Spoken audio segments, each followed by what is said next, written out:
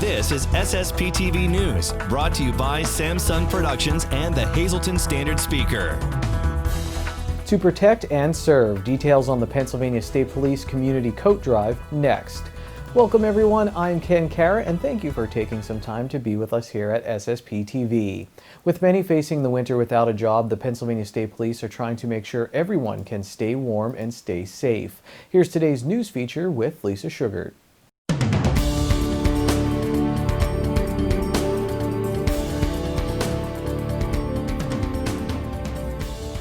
Pennsylvania State Police deal with the public on a daily basis, and unfortunately they see the need for those who do not have the proper gear when it comes to the upcoming cold weather, and they're doing something about it.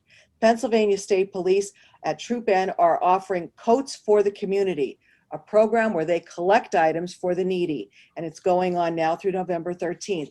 I'm pleased to welcome back our friend, Trooper First Class David Peters, a public information officer with Troop N in Hazleton.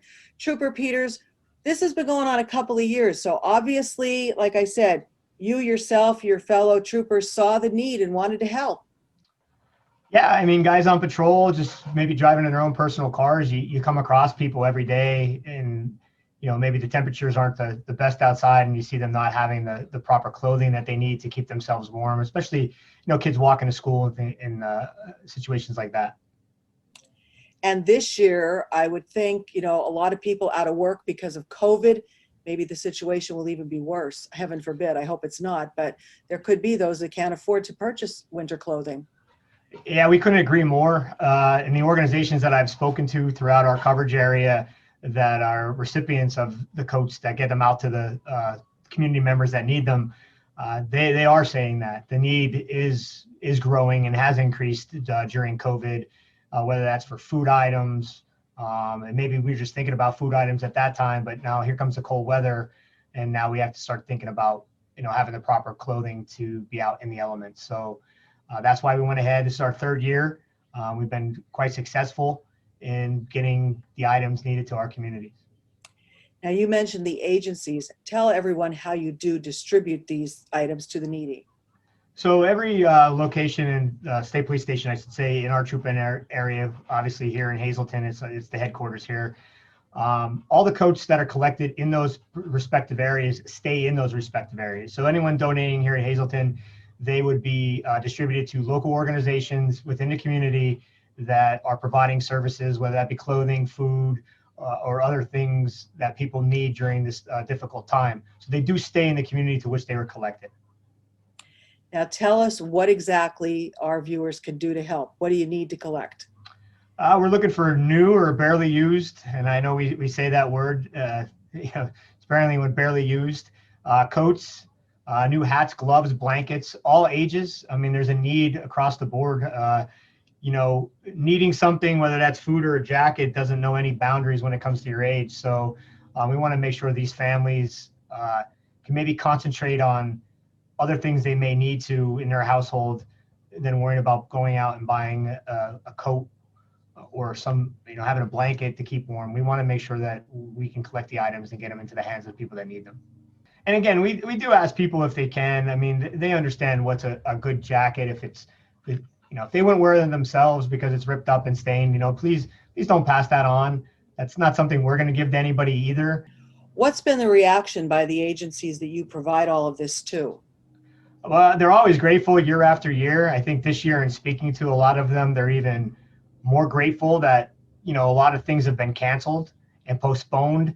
We do something with Hazleton High School and a canned food drive, and just seeing the dynamic in there with no kids being in school as to how are we going to pull that off. So I think they're relieved that we're still doing something like this and being able to get the items to them. And again, they're seeing a need far bigger than they've seen in years past. So for our viewers who are watching, when they do want to donate an item, how do they do it? Where do they take it? So they can come right here to the Hazleton station or any one of our locations in Troop N. It's going to be Bloomsburg, Lehighton, Stroudsburg, and our Fern Ridge station, which is off 115. Again, you have to follow CDC guidelines to enter, so you have to wear a mask to enter our building. Please don't come if you're sick. I mean, we're doing this to November 13th, so there's no immediate necessity to get those coats here. The boxes are right out in the lobby. We put a bag in there, so you just drop them in. If you want to put them in a bag, that's fine. We remove them quite regularly to kind of deal with CDC guidelines and to take care of what we need to do on our end before we distributed them to the organizations.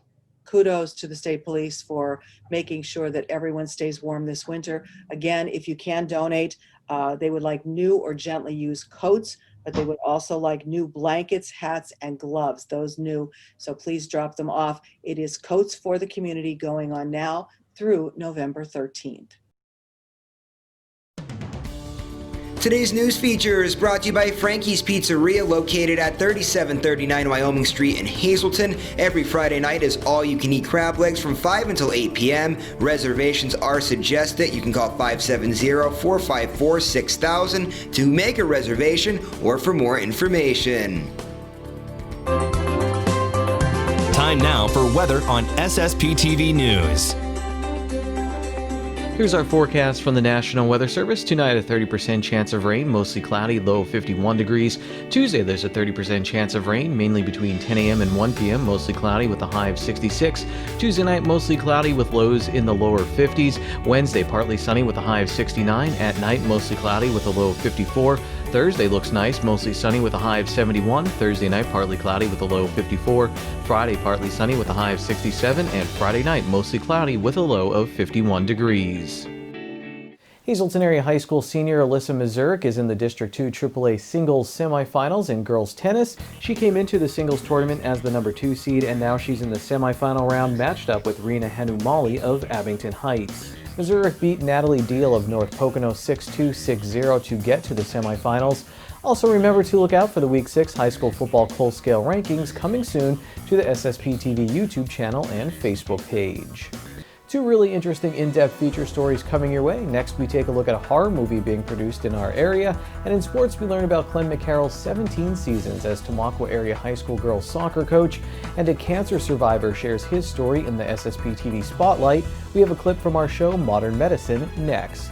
Good evening, everyone. Here's today's Talk of the Town. Mayor Jeff Cassett has announced a paper shredding event on Thursday, October 22nd at City View Park from 2 until 5 p.m. For more information, you can call 570-459-4910. On behalf of the Hazleton Area Public Library Board of Trustees, you are invited to attend a virtual information meeting concerning the former St. Paul's Methodist Church and Rectory on Green Street in downtown Hazleton.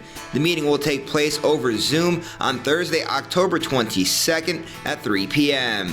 Please contact Michelle at the number or email on your screen to request a meeting link. The Hazleton Art League is looking for artists to showcase their creative work for the Harvest Dream Invitational. Artists must submit their artwork by November 1st. The exhibit will run from November 6th through November 27th. And that's today's Talk of the Town. SSPTV News would like to send sincere condolences to the family and friends of these recently departed. Marie Josephine Irvin, age 92, of Freeland. The Butler Chapel of the Crofton Youth Funeral Home will announce their arrangements. And Paul F. Kunkel, age 89, of Nesquehoning. Services will be private under the Philip J. Jeffries Funeral Home. Today's social and obituary report is brought to you by Harmon Funeral Homes and Crematory. Call 570-788-0977 or go to harmonfuneral.com.